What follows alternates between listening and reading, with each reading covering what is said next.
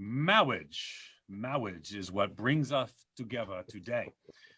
Hey, my name's Ed Stetzer. This is Backstage Resilient Church Leadership. We have been hosting a series of webinars that have just been super helpful, and you would not believe the response we're getting from pastors and church leaders really all around the world. And we recognize we live in very difficult times, and these times have caused us to partner together with Church United, the National Christian Foundation South Florida, ministries like Pastor Serve here also in Wheaton College. We'll introduce our guests in just a moment.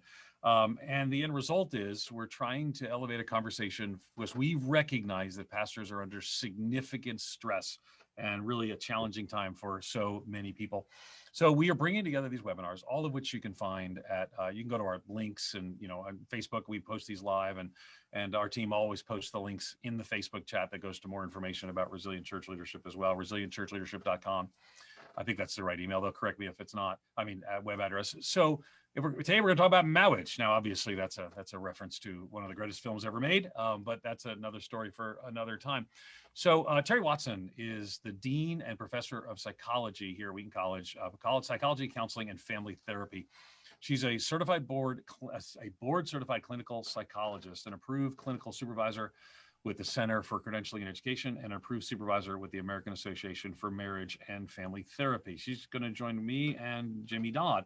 Jimmy Dodd founded Pastor Serve, and a ministry that walks pastors and their teams through challenging times, and particularly times in crisis. Both of them, by the way, fun fact, are Wheaton College graduates, unlike me, who could never get into Wheaton College, but both of them are Wheaton College graduates. So today we're going to talk about pastors and marital stress.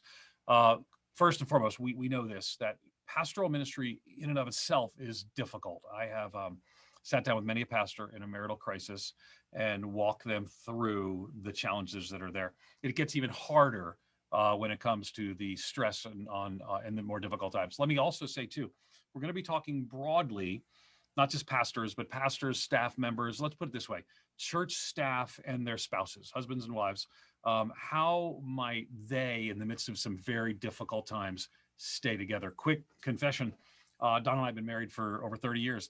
I will tell you that probably a month into the lockdown, that was back when we shut everything down, we were all together, and I didn't have a place to go to work, et cetera, 24 hours a day. We felt the stress in our own marriage, stress that we hadn't felt. We had to sit down and talk about it. We hadn't felt like that in decades. And so let's start with Jimmy. Jimmy, what are you hearing from pastors and leaders right now about their marriages? Tell us more. Yeah, you know what? It's a very, very stressful time, as you said. It's a hard time because of COVID. It's a hard time because there's been just the whole time as far as stay at home, and then just kind of like a new schedule in life. It's been hard, obviously, because of racial issues. It's hard right now because of politics. There's lots of conflict right now. There's lots of division, and we have found that there have been a lot of pastors that have just hit a wall over the past month. They've just hit this wall emotionally, and there's just a lot of conflict in their life, and it's sad. But oftentimes when we feel tense, when we feel conflict, we take it out on those who we feel closest to because we feel much more secure. So I have honestly heard about more just overall staff stress. There's a lot of staff conflict right now. Amazing. There's a lot of marriage conflict right now because we're just at that point where we take things out. And oftentimes it's, okay, the presenting issue is not the real issue. Oftentimes there's the issue behind the issue, but it's like, okay, my spouse, I feel safe with my spouse. I love my spouse. They're going to love me. So for some crazy reason, I start to lash out at my spouse with my frustrations about life. And it has created a lot of pastoral conflict. And I mean, just this week, multiple calls about I'm tense. I don't know what to do. I snapped at my staff. I snapped at my wife and my kids. That's not like me.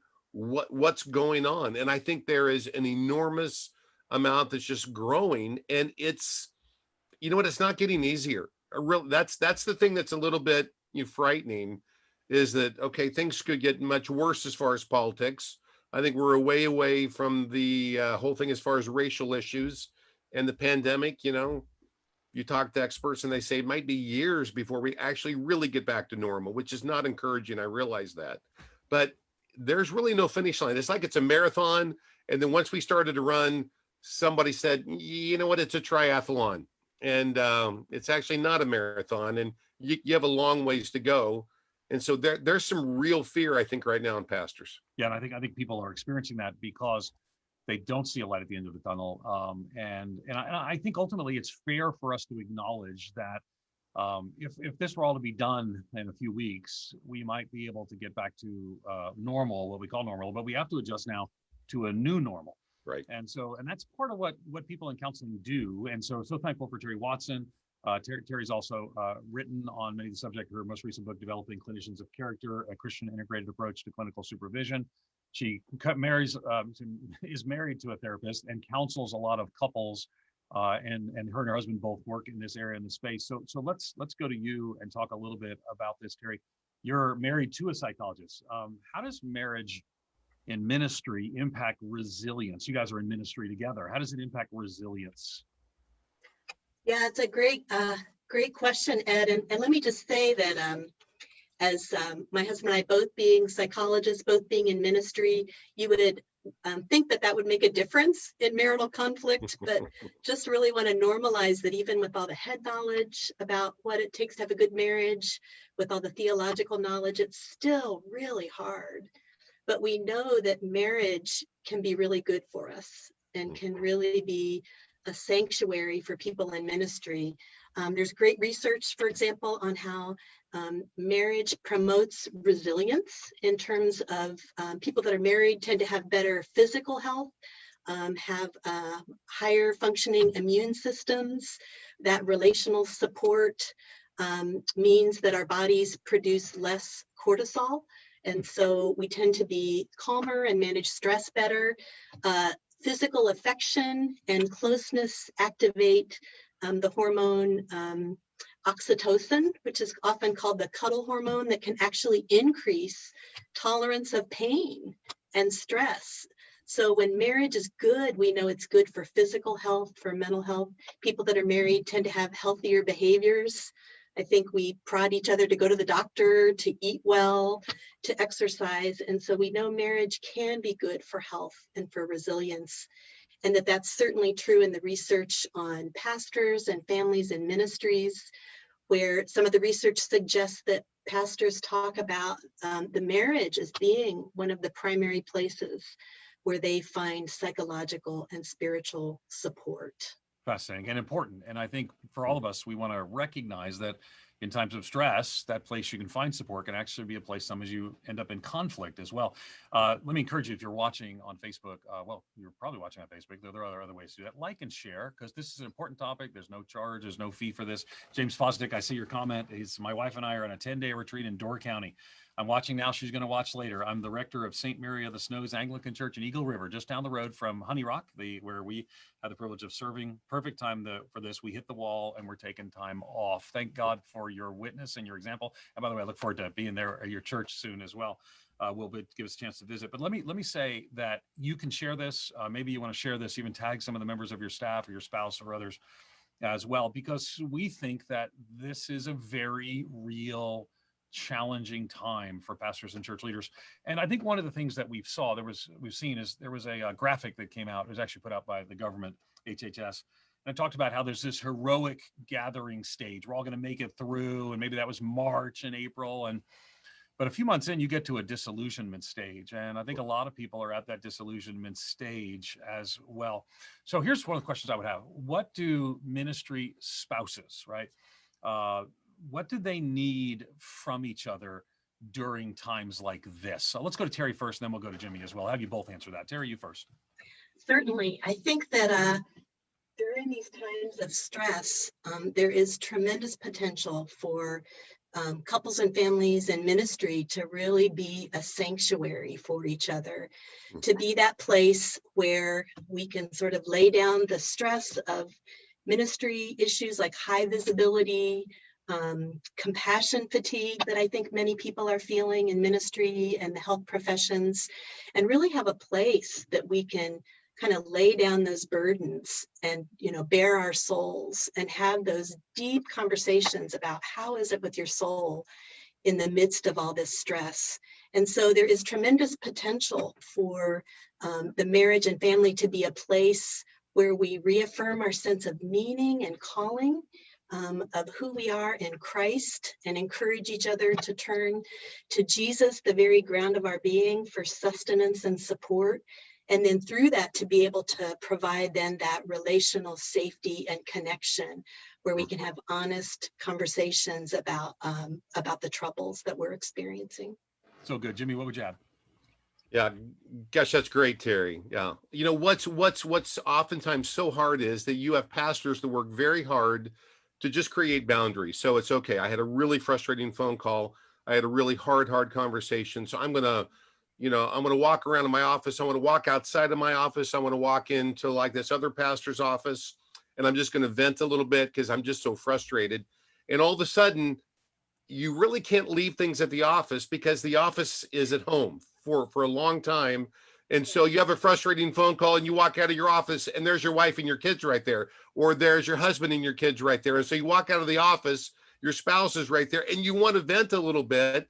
And so you're trying to create those boundaries. It is so difficult. You have to work extremely hard, I think, to still have some boundaries. I just think that is such a critical thing, but it's never been harder. It's never been more difficult because so much of our work now is at home and we don't have that place to go to just process. So it's like, we're going to have to find some new ways to learn to process. And it's like, okay, right after I talk to this person, I've got to Zoom my coworker and say, you know what? I don't want to talk with my husband. I don't want to speak with my wife. I've just got to talk with you right now. So you've got to just work hard to find some new boundaries. It's critical right now. Yeah, and I will tell you that was our challenge. And who would have thought? I mean, when we go on vacation, we're super excited to be together 24/7, but it wasn't vacation. It was one of the most stressful times in my work life. And of course, the kids are all in school, and one's in the kitchen, one's anyway. We had to work on some boundaries. So let me talk a little bit about kind of following on what you said, Jimmy.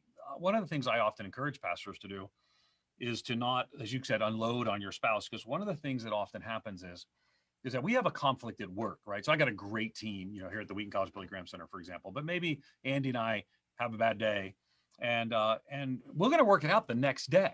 But if I go home and I say, man, that Andy, or maybe, if maybe it's a trustee, because I might be thinking like in a church, it might be your elders, those trustees. And what happens is the next day we work it all out, but you don't go back and tell your wife that you worked it all out. And so all they're hearing is the negative, because you don't go back and say, well, let me update you that you only bring it at the point of your stress. So that can be unhealthy, but others won't process ministry challenges at all. So what is that sort of balance that's there? Let's go to Jimmy and then to Terry. But what's that kind of balance? Let me remind you, if you got questions too, drop them in the Facebook chat, right? Where if we're live, we can see those and we'll be able to answer some of those. And my team will send them to me. And I've already seen some of your questions there. Terry, they were asking about your book. We've already dropped that in there, Developing Clinicians of Character. The link's there as well. But you can drop your questions there. And as I mentioned, like and share. So Jimmy, talk to me about what's the balance of sharing and not sharing. Yeah, first of all, I thought that we agreed yesterday that Terry would answer all the hard questions first, and then I could answer second. And so I could just say, I completely agree with Terry. That would probably be best, but in this case, we want to mix it up. Yeah, well, yeah, it is very, very critical that you understand that you are going to bear burdens that God has. I just think that He's asked you to bear, that you cannot pass on to everybody else, because exactly like Ed said, those things are oftentimes not worked through and resolved. And your spouse, oftentimes their very, very best friends are in the church.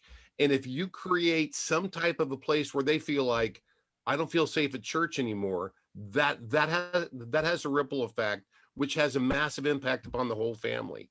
That can be a very, very negative thing. It is just critical that you have a place to process, and that place to process is not your spouse. You have to work that out ahead of time. You have to make sure that you've got colleagues, and you might say, well, you know what? I'm in a church and it's just me. I mean, like, I'm the solo pastor. Well, then, you know what? There's other pastors in town in that exact same place.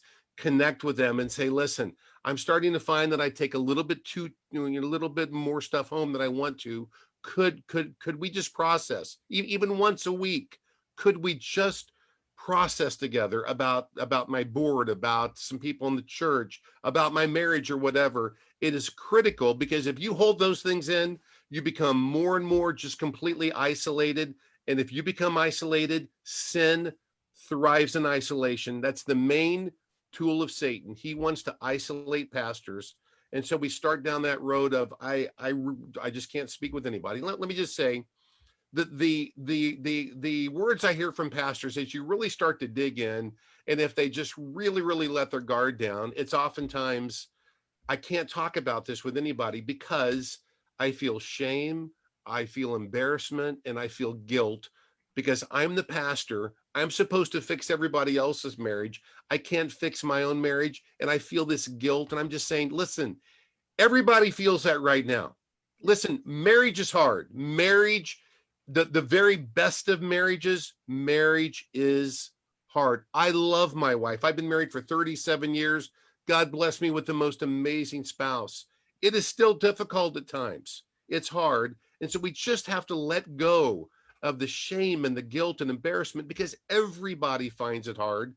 And so I think that one of the very best things also to do is to ask for help.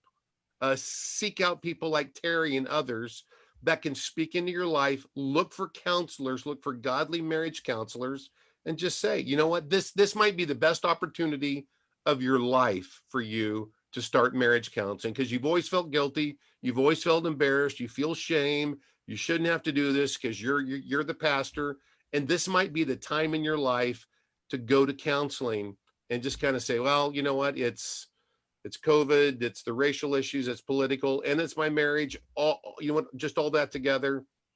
It might be that God has just opened up a door. Do it. Walk through that door and get some help. Good word, Terry. What would you add too? Because I'm just trying to figure out this balance of, sharing, not sharing. I would be scared to death to be married to someone like you, and you be married to two psychologists. Like I don't really want to be in the room with two psychologists, let alone, because we all think that you're like analyzing us all the time, and you probably are. My back, you're probably right now analyzing me, but anyway. So afterwards, no. Yeah. So how does that? Because I know as a psychologist, you can't share what you're talking to your clients about, but pastoral ministry, these are people you know. So what is your advice that you would give to pastors who say, how much should I share? How much should I not share with my spouse?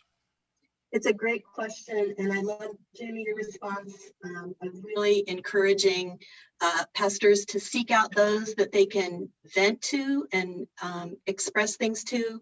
And I do think part of healthy marriage is that Galatians 6, bearing one another's burdens. And so I know there's things that Bob has heard me talk about for 35 years that I still need to vent about. And that's part of sort of bearing one another's burdens, is to be loving and patient and hear those same themes that come up over and over again.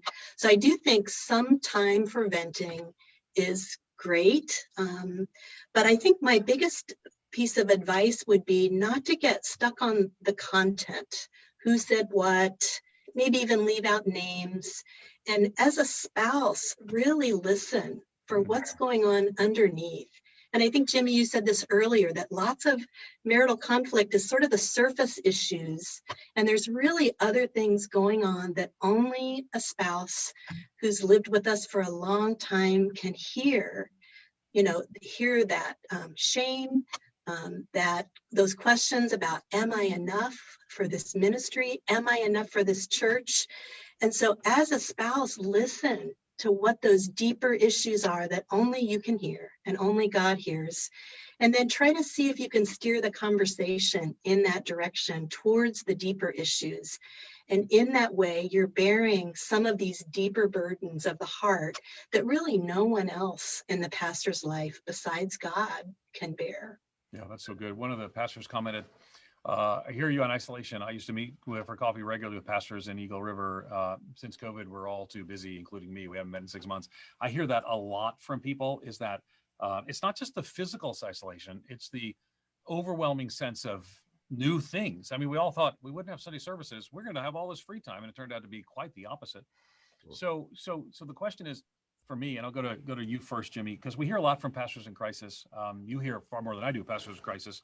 But are there regular checkups that we should be doing ahead of time to prevent some of these marital challenges? What would those be like? How do we think through these things? Yeah. You know what? It's just extremely important to just talk about these things. And oftentimes, I mean, I'm going to hear from lots of pastors. okay, I'd like to talk about these things with my spouse. I don't know how to talk about these things with my spouse. So here's just the most basic, simple tool is just to use this phrase. When you blank, it makes me feel blank because I value blank. When you know when you snap at me, it makes me feel like actually I'm just not valued because I value what you think about me. Now, you can't say, well, when you do this, it makes me feel like you're a jerk because you are kind of a jerk. That's not what this is meant to be. But just a basic tool. When you blank, you know what, it makes me feel blank, whatever that might be, because I value what. And just even that simple tool oftentimes gets couples talking about things that they haven't talked about in a long time. And there's there's lots of books and games and all sorts of things just to help you talk a little bit. And if you feel like, yeah, but we don't even know how to even start that, it's like, that there's just lots of phrases that we can help you. Just, I feel most unsafe around you when what? I feel most actually secure with you when. But just, you might just need some help in just that conversation. And then oftentimes once that train gets going, it's like, okay, all of a sudden we started to talk again. But there are a lot of couples that haven't had a real deep conversation in a long time. And again, it's that embarrassment of, I don't even know how to start. I don't even know where to begin. That's a simple place to Yeah, start. one of the questions that comes in is great words of wisdom. Thanks for sharing on this topic. We're a clergy couple, so we have marriage and ministry to navigate. What recommendations do you have for clergy couples in particular? So Terry, let's go to you to kind of talk about so it's not, in this case, both are on staff, both are serving in some capacity in a church or a ministry. It's you, Terry. It's you and your husband. So what recommendations do you have for clergy couples? Yeah, I think couples and families in ministry are just very near and dear to my heart. And I was just talking with students on Monday that I think we have a special calling to care for those in ministry with our mental health training. And I think I'll start with some general advice to couples and then maybe apply it specifically to clergy couples. But I think the best advice I would give is from a marital researcher, John Gottman. Probably a lot of you are familiar with this, but Gottman brings this science of relationships, of studies couples that he puts in what he calls his love lab, where he observes them and codes their behaviors and comes to some conclusion about what builds strong marriages. And I think we can have this myth that it's built on these sort of grand gestures, but really a foundation for a strong marriage is dependent on these small, faithful daily acts that become a foundation for the way we treat each other. I like to think of it as an Ephesians 5 of walking in love. How do we walk in love in those small daily acts? And Gottman says that it's just 6 hours a week that can build this marital foundation, that it's the way we part from each other and the way we greet each other when we return, that it's small acts of admiration and affection, that it is affection, physical affection and play, that he recommends also a weekly State of the Union conversation. That's maybe just an hour a week where at the same time every week that you sit down and look at each other and say, what's going well? What's not going well? And I think, Jimmy, using some of the language of those statements of when you do this, I feel this is a great way to have that conversation. And then I think that weekly date night of getting out, having fun together, even if you're going out in the garage and playing ping pong, right, under shelter in place. I think that time to just invest in the marital friendship. And I think couples in ministry need these small daily habits even more so because it is so easy to make it all about the work. And I think Gottman has also found that for couples that have a shared sense of meaning and purpose and calling, that really is a foundation for a strong marriage. And so I think couples who are in ministry together, that's part of your secret sauce, right? That of what really can make things work is you have that shared sense of meaning and calling. And whatever you can do to nurture that is going to be really critical. Good deal. If you just joined us, we're talking to Terry Watson, who's Dean and Professor at Wheaton College, and Jimmy Dodd, who leads Pastor Serve. I want to encourage you, even if you're watching this later, not live, if you could like and share, gets the word out. And if you tag somebody too, maybe someone in your church, maybe your church staff would find this conversation helpful as well. Jimmy, I'm actually looking at your new book that is not yet out. I've been reading through this, and I know you're mostly done. A couple edits, I'm suggesting, but we'll get to those later. I'm kidding. But one of the things you talk about in there is the place of integrity and accountability. And one of the realities is that most pastors I know, even those who call themselves accountability, it's not accountability with integrity. It's almost like I'm accountable, but I'm not really telling the whole story. Talk to us a little bit about how important that is, because right now, I think you said earlier, this might be the time when some pastor or church staff member can say, I am so struggling right now, and everyone's gonna be like, I totally get it, and say, can I just build a relationship with you? We have a level of integrity and accountability to help us both. So why is that so important to the leader? By the way, the name of the book is What Great Ministry Leaders Get Right, forthcoming from Moody. So talk to us a little bit about integrity and accountability. Yeah, that I think that there have been lots of stories about accountability. And after years and years, it's like, well, we met every week and I asked, him the right questions. I asked her all the questions.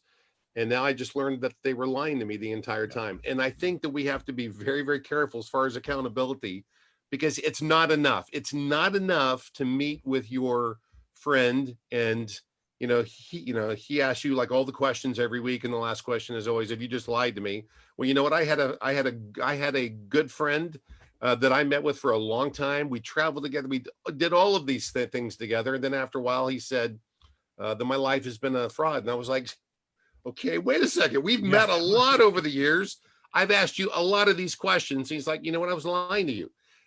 It's fine to have, I believe, accountability, but there has to be real, true, like intimacy behind it. There's got to be relational, real intimacy where you let people know you. I mean, really know you, which means that you always have those fears. And the fear is always, okay, if I really let you get to know me, you won't like me. If I share everything with you, if I share with you my thought life, if I share with you my temptations, my greed and my jealousy and my envy, if I shared all of that with you, you wouldn't like me. But you know what, though, we have to take that risk. But that's a huge lie from Satan, because as we open up and share, it's oftentimes, wow, I have a lot more respect for you, and I feel like I know you just a lot better now. We need to build relational intimacy with others, and not you just our spouse, but we've got to have friends, because if we have friends that we can share those things with, it takes so much of that burden off of the marriage. Because oftentimes we ask our spouse to do what our spouse was not meant to do. A lot of times we ask our spouse to meet these needs that what only God can meet. And so if it's like, what, you've got to fill me. No, God, God fills you. You've got to give me my value. No, your value comes from Jesus. And so you can't allow your spouse to try to meet these needs that like actually only God can meet. And I believe strongly that actually also friends can meet. So it's not just accountability. It's got to go far beyond that. It's got to be real, true, deep, deep intimacy. There's always a risk with that, always a risk, and the risk is worth it. It seems weird to, I think, a lot of people, and maybe it's just pastors I've talked to, that they have that level of accountability to somebody else, right? So, I share things with my wife. I don't share everything with my wife. I probably don't share. My wife sometimes says to me, "You don't have to tell me everything in your head." She's Right. the difference between an extrovert and an introvert. And so I don't. But probably, for a lot of people, it seems strange. And yet, one of the things we found, I interviewed Phil Reichen on the Stetzer Leadership Podcast.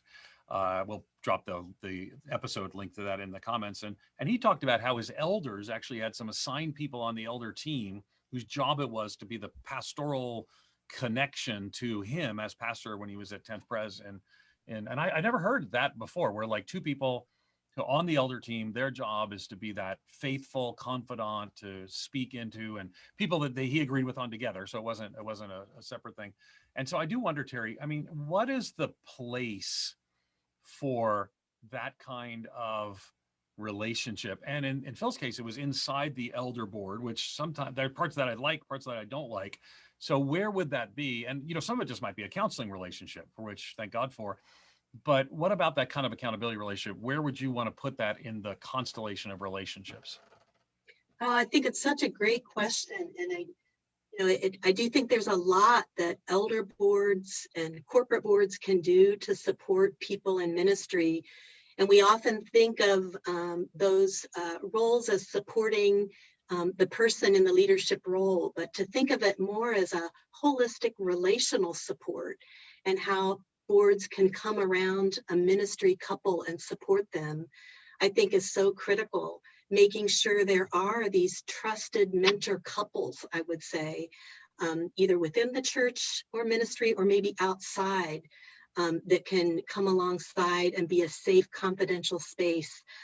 Providing for an annual marital enrichment experience, where the couple can get away and get some support and education, I think would be key. Things like, I know a board that I'm on, we make sure that when the CEO of the ministry travels, that we pay for him to take a family member with him. So leaders who are in positions where they travel a lot, maybe a board provides resources that they don't do that alone, but they can bring a partner, that they can bring kids along with them. So I think there's just resources that can be provided that really do provide some accountability, but also some protective space for families and couples in ministry. Back to you, Terry. Terry Watson. We're talking to Terry Watson. Terry is a professor and a dean here at Wheaton College, leads our grad school in areas and our undergrad program as well in areas of psychology, counseling, and more. So Terry, talk to us a little bit about right now in COVID. What are some things that married couples, and by the way, we want to say, for those of you who are single, we thank God for you. This just happens to be one specific conversation, not everything we think or believe on every single topic. But for those who are married, how do they build thriving marriages in the COVID reality when we're so isolated and more? Yeah, that is really a challenging season for that. Some of my colleagues in the marriage and family therapy program here have been writing about what they call the COVID crucible. That in some ways, COVID is like a crucible for family and couple relationships, that everything gets heated up. So all of the normal, challenging relational patterns and quirks just get intensified.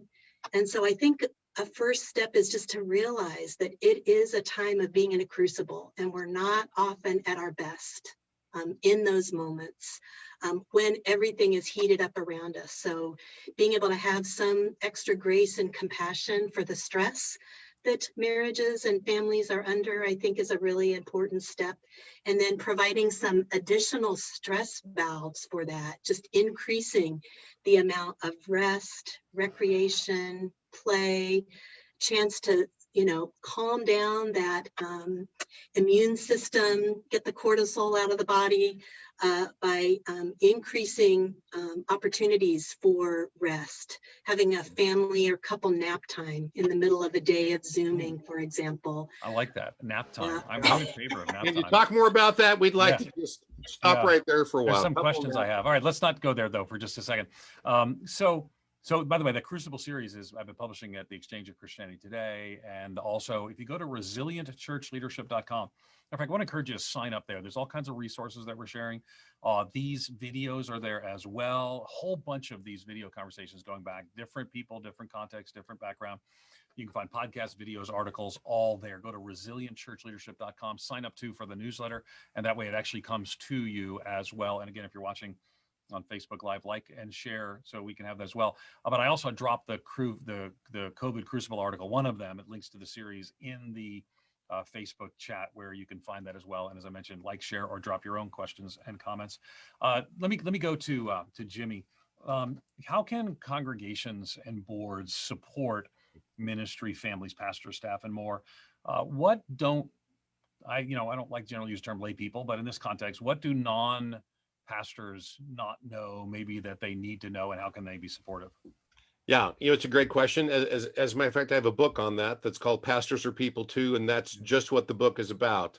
I'm Because gonna drop that in the chat too, so people can see that. yeah, that's a big issue, because oftentimes it's, I really want to care for our pastors, I want to help their marriages, but I just don't know what to do. So you know what, it could be nice just to buy them, I mean, like a gift card, and just say, hey, we just want you to have some like actual time out. Listen, don't say, hey, we got you great seats for this big event, and my spouse and I, we're going with you. Because that means it's a night of work for them. That means it's going to be a night of work. And there's oftentimes gifts given, and they're just done wrong. So we had a big donor that said, you know what, I want to bless, like, just like lots of church planters. And so we gave out a gift card to hundreds of church planters for a nice meal. And you know what? Almost nobody said, oh, that's an amazing gift. And we thought, okay, we're obviously missing something. And the thing that we missed was most of these young church planners had young kids. Yeah. And to go out for a nice meal meant they had to pay like somebody to watch their kids, and they could not afford a babysitter. So we went to like actually a like a real nice but that guys, it was actually a bunch of girls, and we said, hey, you guys are great high school girls. Would you want to give your time and just watch kids? And they said, yeah, that would be a great way for us to help the church. And then all of a sudden it's not just a gift card, it's gift card and also babysitting. And then there were hundreds of pastors that said, yes, we desperately need that. So you just have to know that oftentimes your gift, you might need to think through the gift a little bit. It's like, hey, you know what, here's an amazing vacation. Well, it might cost them some money to go on that vacation. And hey, here's this beach home. And they're thinking, okay, we got this beach home for a week. That's going to be amazing. We don't know how to get there. We don't know how we're going to afford that. We have animals we're going to have to pay to have them watch when we're gone. And actually, this vacation is going to cost us $5,000, which we just don't have. So really think through, okay, here's a gift. Here's a way to bless them, but make sure it actually blesses them and does not burden them, because there's a lot of stories about pastors that are blessed, but it actually turns out to be a big burden. Yeah, and it is tricky too, because I've been blessed by folks. I someone has given us a couple nights away and more, but it is a challenge when it becomes a ministry opportunity. And I don't mind that, actually, if I know it ahead of time. So sometimes I don't even know it ahead of time, and then it's a little challenging. When I was probably younger as a pastor, that was more of a common thing. Terry, what would you add that some things that you would want, and even October, October's Pastor Appreciation Month, that's kind of a thing. It's Appreciation Sunday's gone, but doesn't mean you can't be appreciative of your pastor. But what are some things that you think might be helpful for churches to think about and how to engage and help pastors? I really like the suggestions that Jimmy made. And one thing I would add would be a simple practice where an elder board maybe invites the spouse and family in for a conversation once a year and listens and asks the question, how is this work impacting your marriage? How is this work impacting your family life? And what do you need? And how can we do better? And maybe even some of the board members go into the home and have that conversation and listen and pay attention to the response. I think probably for every pastor's family, it may be a little bit different what is needed, but I think involving the family in the solutions and listening might be really key. Fascinating. We're having a fascinating conversation with Jimmy Dodd, leads Pastor Sir Terry Watson here at Wheaton College, and leads our School of Counseling and Psychology here at the school. Both are authors. We've posted some of their books in the past books and forthcoming books in the chat at Facebook Live as well. I'll ask you one more time to like and share that. Many of you have, and I do appreciate you doing that as well. Helps us get the word out what we're doing. So closing thoughts from both of you. We're going to start with Terry and end with Jimmy. Terry, I think we're going to see a lot of people drop out of the ministry early 2021. I think we're going to see a lot of the challenges come before us that are going to begin to manifest themselves in physical issues and conflict, psychological trauma, and more. And so, how do we avoid? I mean, I know it's not just one thing, but there are people right now who are barely holding on, and some people are like, I don't want to be barely holding on in January. So help us with some practical ideas. And Jimmy, I'll ask you to do the same. Help us with some practical ideas of things we can do now that can help us through what could be a long, difficult winter. I think I would say one of the things I appreciate most about being a psychologist is the opportunity all the time to see the courage and resilience that my clients demonstrate when they take experiences of trauma, adversity, suffering, and seek meaning and purpose in them. Hmm. And so I wonder if part of this COVID crisis is an opportunity. It is a crisis and it is also an opportunity, right, to explore who we are in Christ and what we're called to do and how we can best serve his kingdom. For many people, it is a time of reevaluation of their role. And I think that's probably not a bad thing. But as psychologists, we like to talk about post-traumatic growth, how experiences of trauma, by seeking to understand them, and I think doing this through prayer, through conversations with those closest to us, through feedback, to try to find a sense of meaning and purpose and understanding out of these experiences of suffering that will help us discern a way forward, and to not neglect the opportunity during this hard time, during shelter in place, to have these kinds of deep conversations with our spouses, with our families, with those closest to us. Good. Jimmy, what would you add? Yeah, it's one of those things. I feel like it's a drum I beat like every time. So after a while, I feel like, man, I make this speech every time. But again, you know, when it might get old, but it is so true. The call that we have constantly past to serve is, I'm struggling because I've got my family and my marriage and I've got my ministry and I can't balance them. And I'm struggling and I feel like they're always in competition. And I feel like I just feel so torn. And the thing that we say every time is, that's the wrong paradigm, because all of life is ministry and your family is your primary ministry. And in your family, your marriage is primary. So when you leave the church because you've been there for 3 nights that week and you're just in one more long meeting and you go to meet your spouse for a meal, you're leaving your secondary ministry to go do your primary ministry. And you need to do everything you can to help your board understand that your marriage is your primary ministry.